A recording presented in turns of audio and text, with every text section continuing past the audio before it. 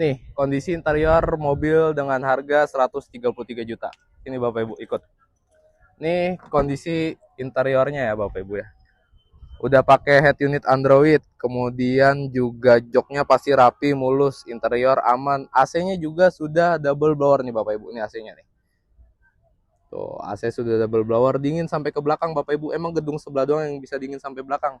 Kita juga dingin sampai belakang ya. Untuk surat-surat juga lengkap, pajak juga hidup. Kemudian sebelum Bapak Ibu bawa pulang, ini unit kita tune up dulu.